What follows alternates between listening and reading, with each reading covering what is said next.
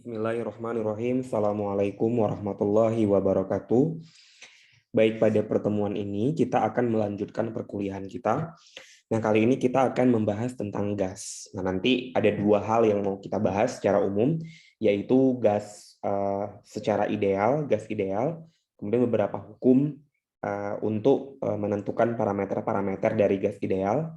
Kemudian juga yang ketiga kita akan bahas tentang gas nyata, ya. Baik, di awal gas ideal dulu. Nah, seperti yang teman-teman mungkin juga sudah tahu bahwa gas ideal itu sebenarnya tidak ada di alam ini, ya.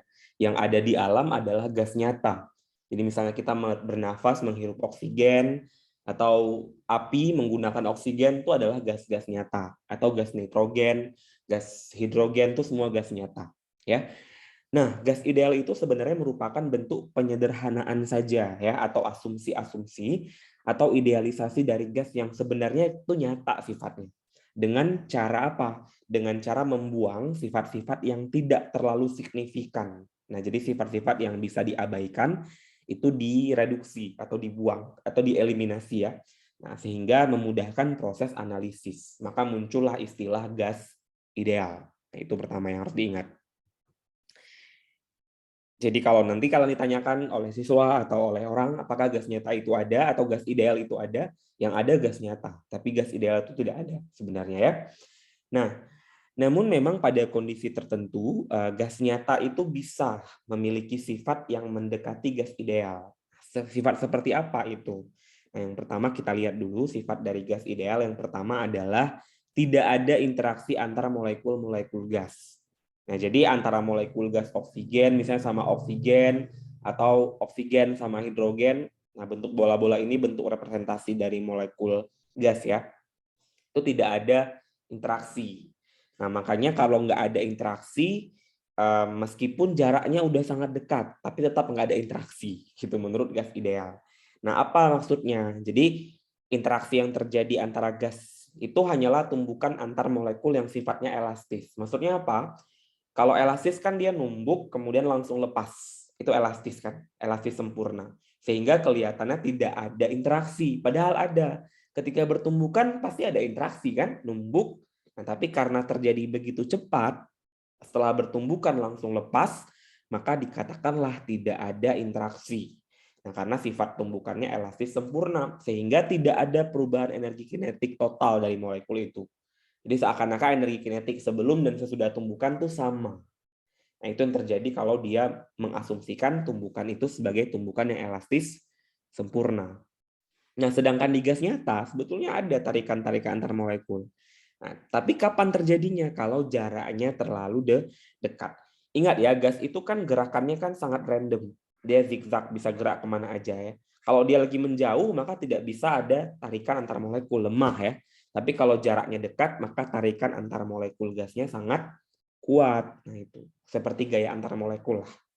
Nah, gaya tarik inilah yang kemudian menyebabkan gas itu dapat mencair. Nah, jadi makanya gas itu bisa dicairkan karena ada proses tarikan. Jadi teman-teman, kalau kalian memberikan suhu yang terlalu tinggi pada suatu gas, mencapai suhu kritis, maka justru gas itu akan menjadi cair. Nah, itu ada titik kritisnya. Itu terjadi karena adanya gaya tarikan tadi, adanya tumbukan tadi. Jadi makanya kalau gas ideal itu nggak bisa mencair. Nah, padahal secara nyata ada gas cair. Makanya ada liquid nitrogen, ya kan, ada nitrogen cair. Nah, itu didapatkan dari proses tumbukan nitrogen dan suhu yang terlalu tinggi. Nah, itu dia, ya. Kemudian sifat gas nyata lagi.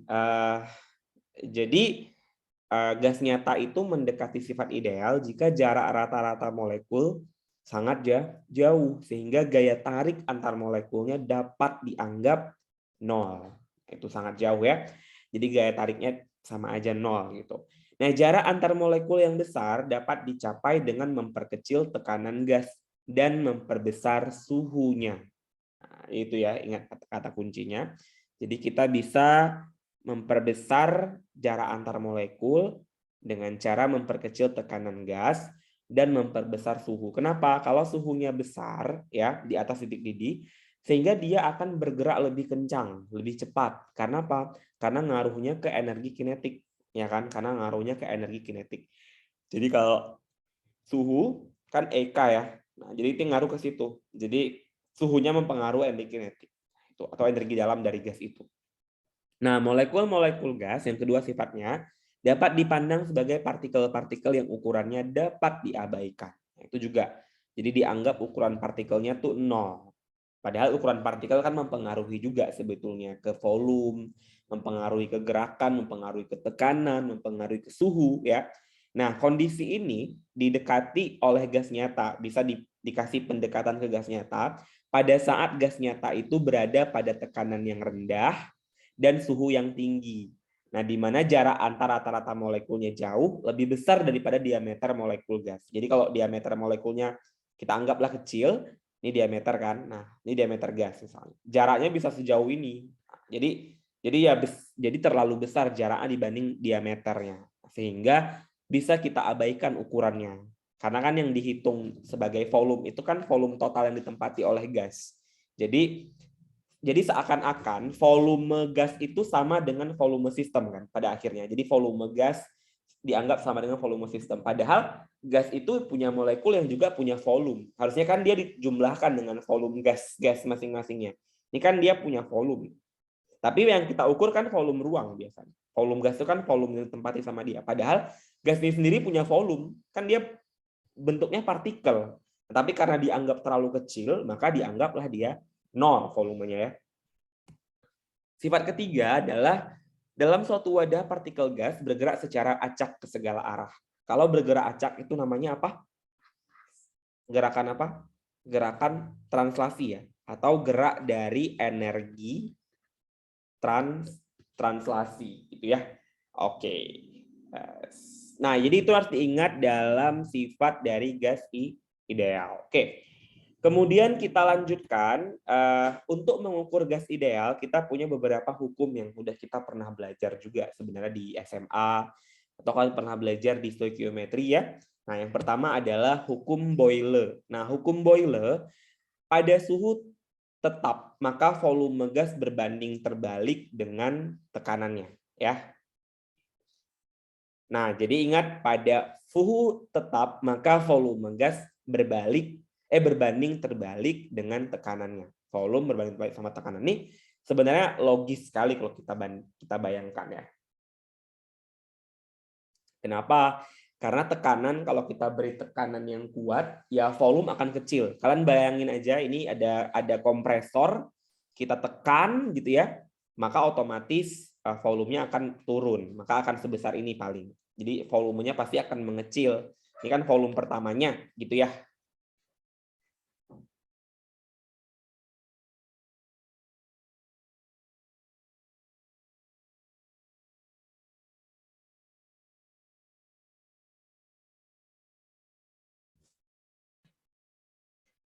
Maka muncullah grafik ini.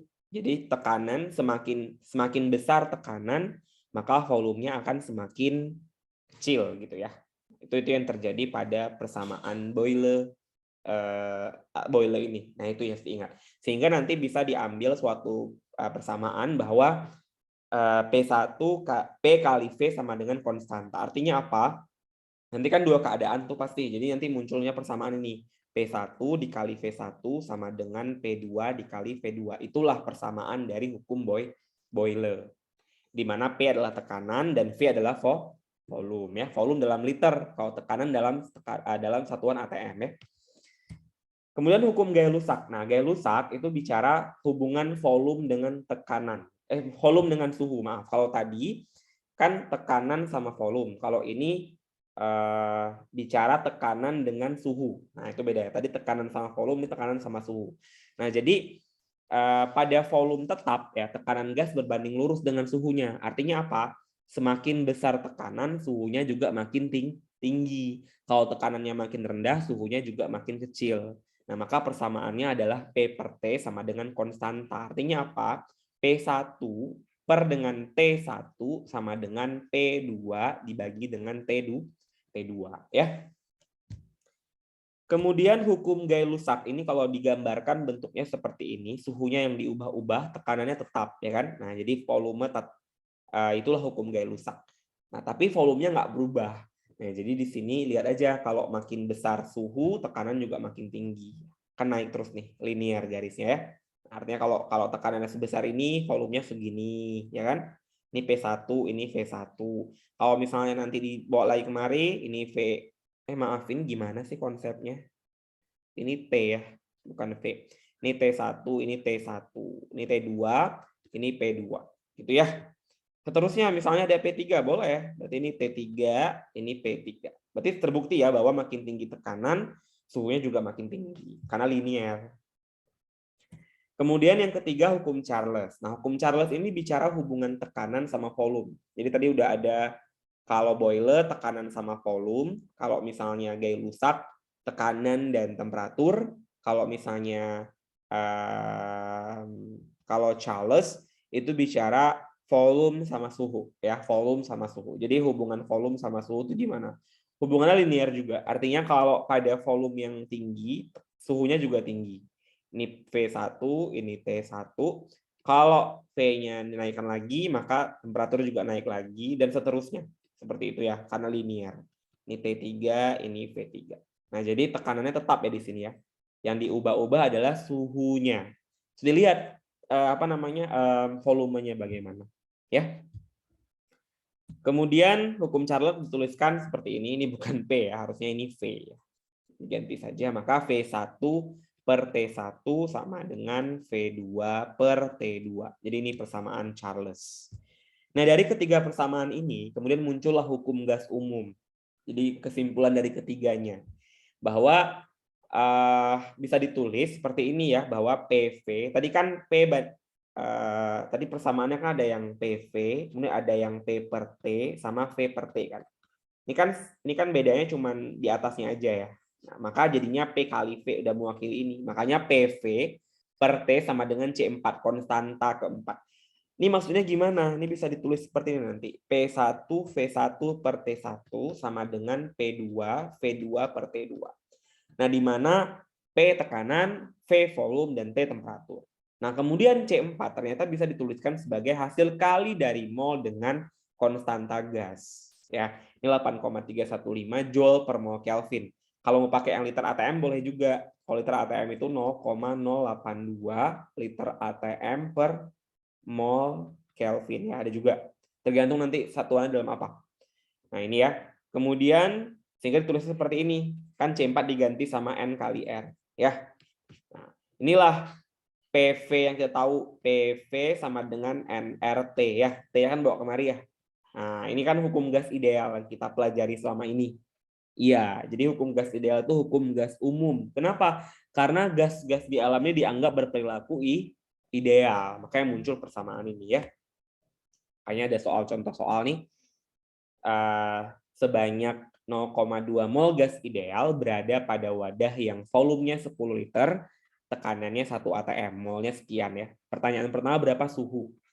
Ya udah, tinggal dimasukin aja kan. Tadi kan rumusnya kan PV sama dengan nRT. Kalau mau nyari T, berarti temannya taruh di bawah. N per R gitu ya, NR ya, sama dengan P kali V. Maka P-nya adalah sekian Pascal ya, ini pakai Pascal ya. Kemudian mol, ya ingat 1 atm itu sama dengan 10⁵ Pascal.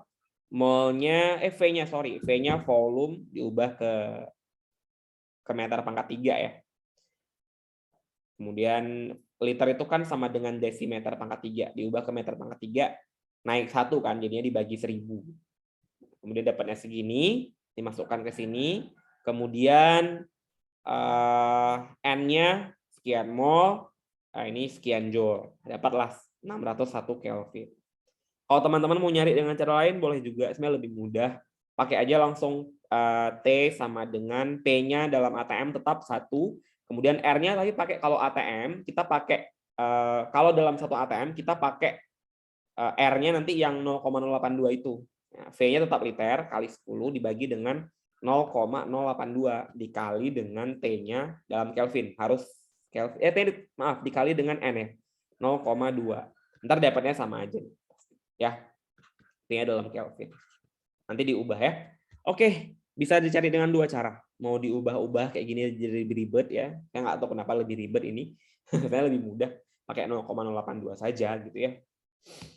Nah, ini yang kedua, jika suhu diturunkan jadi setengahnya. Artinya suhu awal kan 601 tuh. Setengahnya berarti dikaliin setengah dulu, berarti turunnya 300,5 ya. Dan P2 dinaikkan 2 kali katanya, dilipat gandakan, di 2 kali lipatkan. Berarti P-nya jadi 2 kali 10⁵ Pascal. Volumenya berapa? Ya udah dicari nih. Kalau tadi kan PV sama dengan nRT, kita mau nyari V, berarti nRT temannya VP kan, dibagi P. N-nya segini, R-nya segini, P-nya segini dibagi tekanan segini, dapat sekian. Atau ini boleh juga langsung V sama dengan nRT dibagi dengan P. N-nya 0,2 dikali 0,082 dikali T-nya 300,5 dibagi P-nya tetap dalam ATM. Berarti 2 kali lipatnya. Jadi 2 ATM gitu. Ya. Tadi kan 1 ATM ya. Ntar dapatnya sama aja harusnya, 2,5 liter. Jadi R itu boleh pakai yang liter ATM ya. Jadi kalau liter ATM, L-nya, kalian nggak perlu ubah ke Pascal tekanannya, tetap dalam ATM. Volume juga nggak perlu diubah ke meter pangkat 3, cukup dalam satuan liter. Ya. Ribet ini kenapa soalnya ya. Padahal bisa lebih mudah dikerjain ini. Nah, ini adalah tentukan volume dari 1 mol gas ideal pada STP. STP itu Standard of Temperature and Pressure. Pernah dengar istilah STP kalau di pelajaran kimia kan, di stoikiometri? Nah, itu. Jadi STP itu kan sebenarnya keadaan suhu yang ditetapkan sebagai keadaan standar. Artinya gini, pada STP itu T-nya sama dengan 273 Kelvin atau equals to 0 degree Celsius ya. Ya kan sama aja kan. Kemudian tekanannya 1 atm. Ya. Nah, diubah ke Pascal lagi nggak perlu sebenarnya. Jadi volumenya berapa untuk 1 mol itu? Langsung aja kalian hitung, berarti V kan sama dengan nRT per P. N-nya adalah 1 mol dikali sama 0,082 dikali 273 dibagi dengan P-nya 1. Ini dapatnya 22,4 liter. Itulah kenapa di stoikiometri dianggap 1 mol gas apa saja ya, itu sama atau equals to 2020 ya, 22 ya, 0.4 liter gas. Jadi 1 mol gas setara dengan 22,4 liter. Itulah kenapa di STP itu untuk mencari mol, masih ingat kan, untuk cari mol di STP itu volume dikali 22,4. Karena 1 mol gas setara dengan 22,4 liter. Ini kita bisa buktikan pakai persamaan gas ideal. Nanti kalau kalian mau buktikan yang RTP, Room Temperature and Pressure, yang 24 itu, sama caranya. Nanti dimasukkan ke sini, suhunya bukan lagi 0, bukan 273, tapi 298 ya suhunya itu. Karena kalau pada RTP, itu temperaturnya adalah 25 degree Celsius atau setara dengan 298 Kelvin. Masukkan kemari 298, dapatnya 24 liter. Nah, itu kenapa ada RTP, ada STP. Ya. Nah, kemudian ada gas monoatom sama gas diatomik. Nah, jadi ada beberapa kriteria untuk gas. Jadi ingat, gas monoatom itu kan, contohnya apa gas monoatom? Gas monoatom contohnya adalah gas mulia. Ya, gas mulia itu kan gas monoatomik. Kayak helium, negara, Argentina, karena serangan, radon ya. Karena gas ideal itu kan tidak bersenyawa, tidak berikatan. Makanya dia tetap sendiri. Makanya monoatom, satu atom. Nah, tapi di alam juga ada gas-gas diatomik, malah banyak. Gas yang kita hirup bernafas, gas diatomik, O2. Kemudian nitrogen juga diatomik, kemudian hidrogen juga diatomik. Karena kan 2 atomnya. Ya, N2, H2 gitu ya, O2 gitu. Nah, kemudian juga ada nanti gas poliatom, itu lebih kompleks lagi. Tapi kalau untuk poliatom kita akan belajar lebih dalam di kimia fisik nanti ya, nggak di sini, nggak di fisika dasar. Jadi pada suhu yang rendah, ternyata gas diatomik itu sifatnya sama dengan gas monoatom. Kenapa? Karena pada suhu yang rendah, partikel gas diatomik itu kan 2 partikel nih, dia nempel sehingga bergeraknya itu bersamaan. Jadi translasinya bareng-bareng.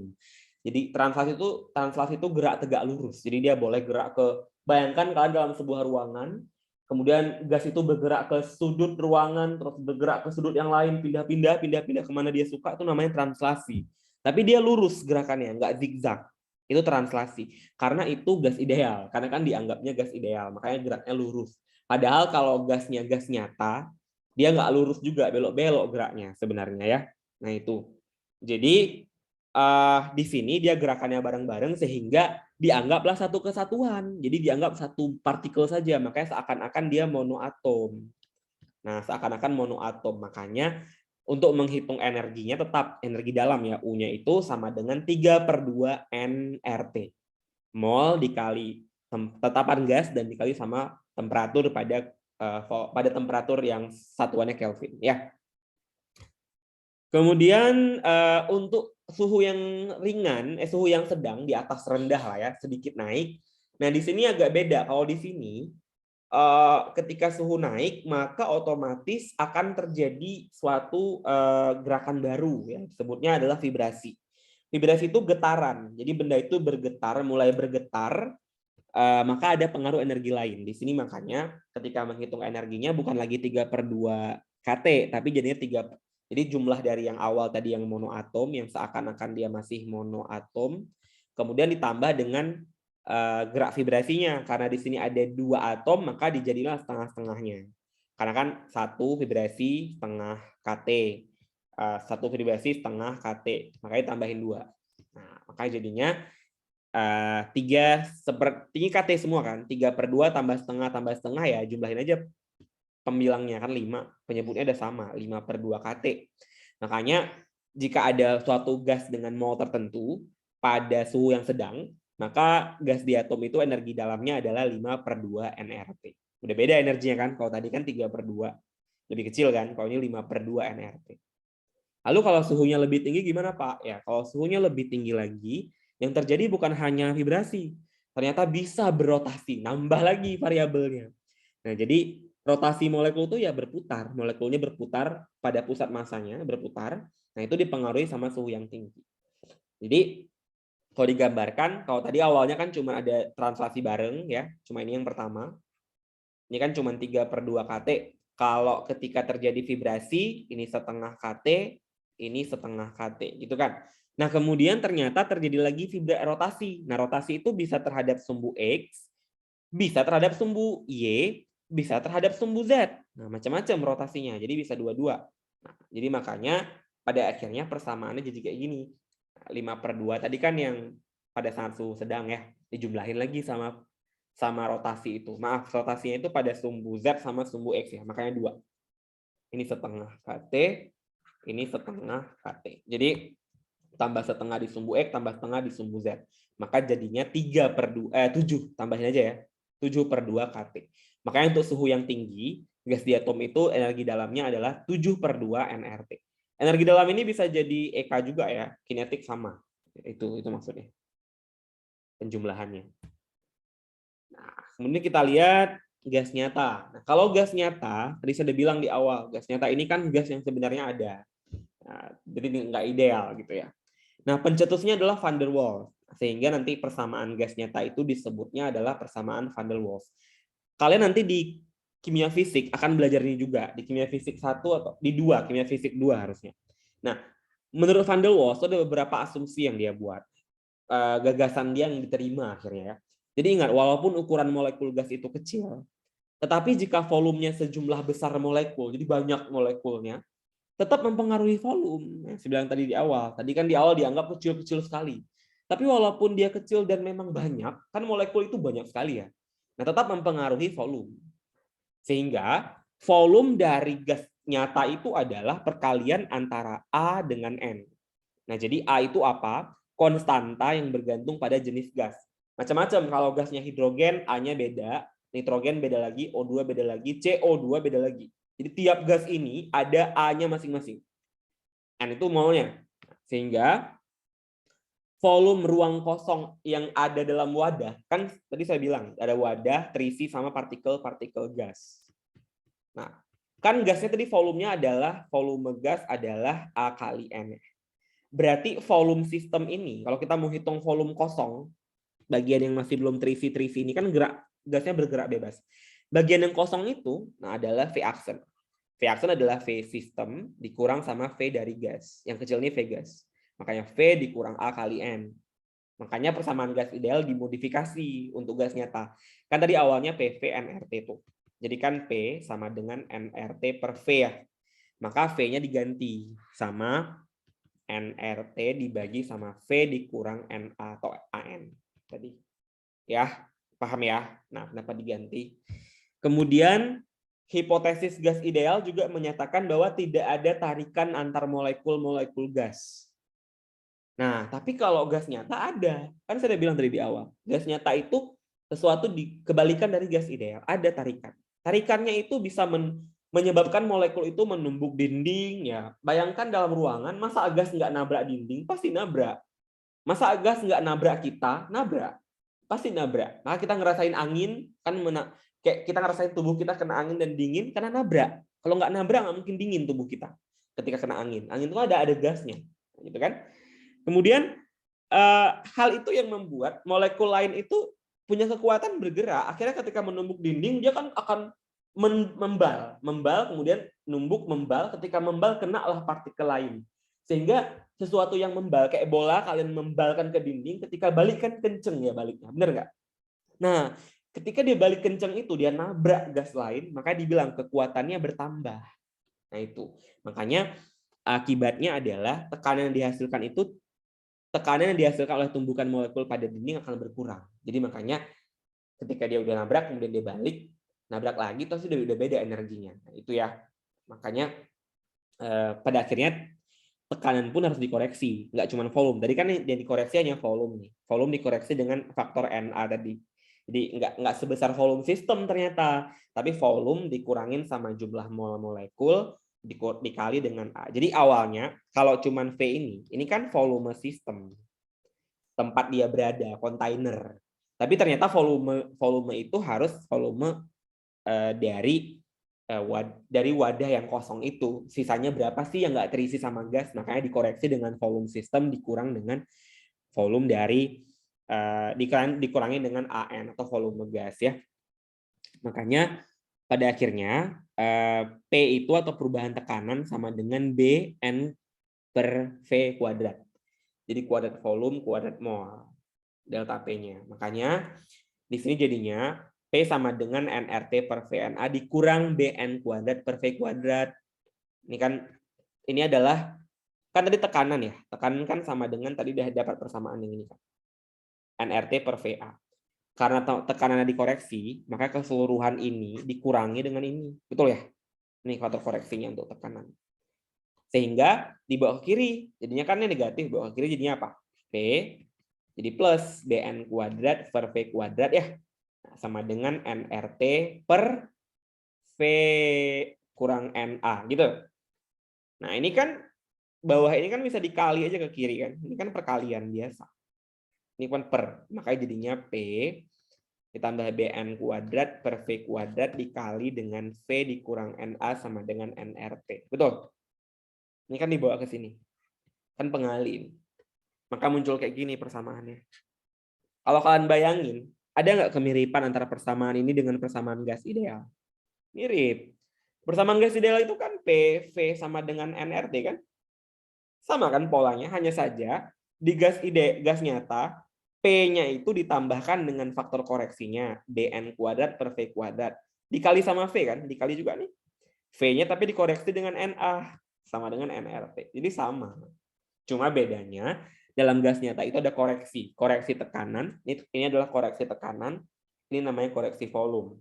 Ya, nilai A dan B itu variatif, tergantung dari gasnya. Jadi akan dikasih tahu dalam soal berapa A dan B.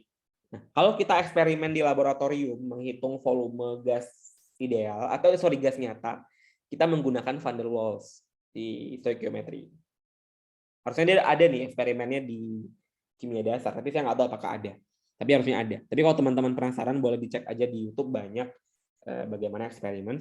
Mereka pasti menggunakan van der Waals. Nah itu ya. Ini soal silakan dikerjakan, ada 3 dikumpulkan di pertemuan selanjutnya. Saya rasa itu saja untuk diskusi kali ini. Jika ada hal-hal yang teman-teman masih kurang paham, boleh teman-teman ulang lagi materi dari awal. Tapi kalau ada yang mau ditanyakan juga silahkan ditanyakan di Classroom. Terima kasih banyak sudah menonton hingga akhir.